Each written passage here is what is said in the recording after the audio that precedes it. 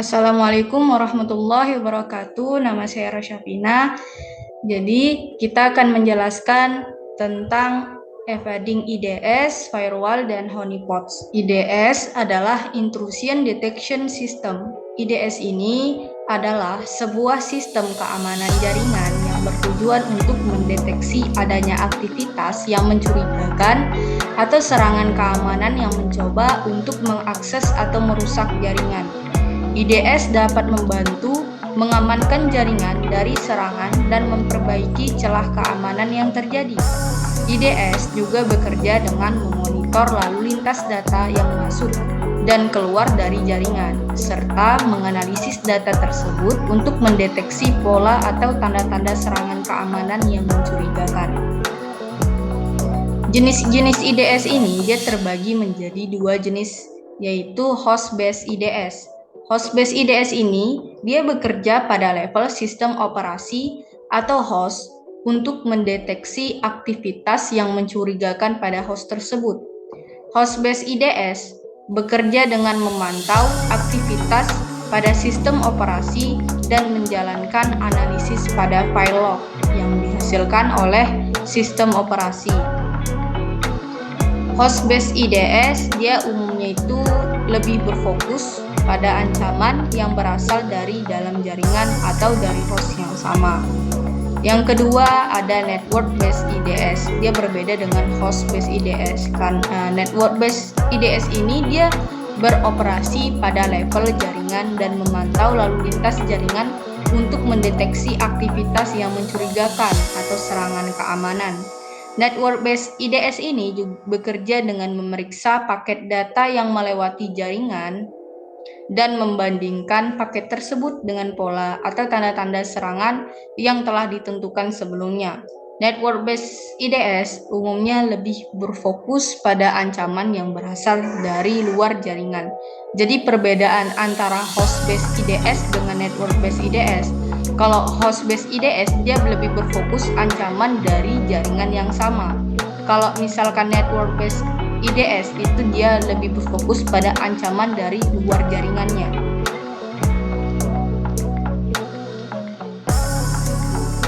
IDS ini biasanya bekerja dengan menggunakan teknik-teknik seperti deteksi tanda tangan, analisis perilaku, atau kombinasi keduanya.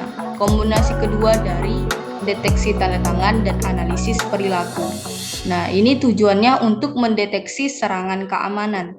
Dan IDS ini juga dapat memberikan notifikasi atau tindakan lain seperti memblokir akses atau menonaktifkan sistem sebagai respon terhadap serangan yang terdeteksi. IDS juga merupakan salah satu teknologi keamanan yang penting untuk melindungi jaringan dari ancaman keamanan dan meminimalkan risiko serangan keamanan. Selanjutnya, firewall. Firewall itu adalah sebuah sistem keamanan jaringan yang berfungsi untuk memantau dan mengatur lalu lintas data yang masuk dan keluar dari jaringan. Firewall digunakan untuk melindungi jaringan dari serangan keamanan dan mengamankan informasi yang dipertukarkan dalam jaringan. Firewall juga dapat diimplementasikan dalam bentuk perangkat keras, perangkat lunak, atau kombinasi dari keduanya, dari perangkat keras dan perangkat lunak. Dan firewall ini juga bekerja dengan menggunakan aturan-aturan yang telah ditentukan sebelumnya untuk mengatur lalu lintas data. Aturan-aturan ini dapat didefinisikan berdasarkan alamat IP, nomor port, protokol, atau tipe data yang dipertukarkan. Nah, firewall ini dapat diatur untuk melakukan tindakan-tindakan berikut. Yang pertama ada block traffic. Jadi, di sini tugas atau tindakan firewall dia dapat mengatur untuk memblokir lalu lintas data yang tidak diinginkan atau mencurigakan yang masuk ke dalam jaringan. Yang kedua, allow traffic. Ada firewall dapat diatur untuk memperbolehkan lalu lintas data yang telah diidentifikasi sebagai lalu lintas yang sah dan diinginkan. Yang ketiga, lock traffic. Firewall ini juga dapat diatur untuk mencatat lalu lintas data yang masuk dan keluar dari jaringan, sehingga memudahkan identifikasi serangan keamanan yang terjadi dan memperbaiki celah keamanan yang mungkin ada. Firewall dapat menjadi lapisan pertama pertahanan keamanan jaringan dan menjadi hal yang penting dalam melindungi jaringan dari serangan. Namun, firewall ini juga tidak cukup untuk melindungi jaringan secara menyeluruh. Oleh karena itu, penting untuk mengkombinasikan firewall dengan teknologi keamanan lain seperti IDS, antivirus, atau enkripsi untuk memberikan tingkat keamanan yang lebih tinggi dan terpadu pada jaringan. Beberapa cara untuk menghindari firewall seperti mengganti port yang digunakan untuk koneksi, menggunakan protokol yang tidak terdeteksi, atau menggunakan teknik tunneling. Namun, tindakan ini dapat dianggap sebagai tindakan ilegal dan dapat menimbulkan masalah keamanan jaringan yang serius. Dan sebaiknya organisasi atau perusahaan itu dia harus menggunakan firewall yang kuat dan dikelola dengan baik serta mengikuti praktik-praktik keamanan jaringan yang tepat seperti memperbarui sistem secara teratur, mengimplementasikan kebijakan keamanan yang ketat, dan melakukan pelatihan keamanan jaringan kepada pengguna jaringan. Hal ini dapat membantu mencegah serangan keamanan dan melindungi jaringan dari ancaman yang tidak diinginkan. Selanjutnya ada poin honeypots. Honeypots adalah sebuah teknologi keamanan yang digunakan untuk mengalihkan serangan keamanan dari jaringan yang sebenarnya ke dalam lingkungan simulasi yang dapat dikontrol dan diamati. Honeypots ini juga bertujuan untuk menarik perhatian penyerang dan mengalihkan perhatiannya dari sistem sebenarnya ke dalam lingkungan simulasi yang terpisah. Honeypot juga dapat diimplementasikan dalam bentuk perangkat lunak atau perangkat keras. Dan saat serangan keamanan terjadi pada honeypot, sistem akan merekam semua aktivitas yang terjadi dan memberikan informasi tentang teknik atau metode yang digunakan oleh penyerang. Dan informasi dari honeypot ini juga digunakan untuk meningkatkan keamanan jaringan dan mencegah serangan serupa di masa depan.